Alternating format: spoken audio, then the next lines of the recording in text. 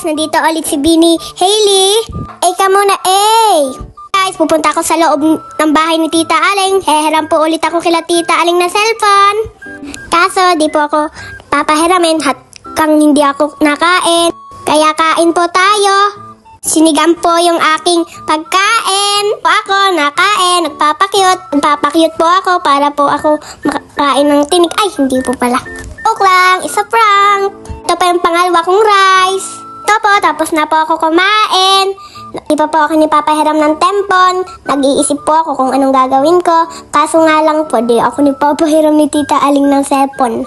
Kaya pabaliw-baliw na lang po ako dito. Sobra ka bored mga kabinig ko. Kaya nagsulat na lang po ako. Nandito po ako nagpra-practice. Awan, hindi ko mainik. Basta nagtratry na lang ako ng pangalan ko. Ito pa yung sulat ko. Ganda mga kabini ko. Wakas, nipahiram na po ako ng temple ni Tita Aling. Tapos nibigyan niya po akong apple. Ito po, may pupuntahan kami. Kaya po ako nagme-makeup.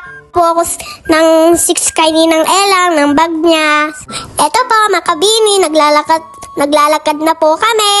Yan po, naghihintay po kami ng tricycle. Yan po, nakasakay na po kami sa tricycle. Mag-uutang po kami ng TV. Try po kami mag-utang ng TV.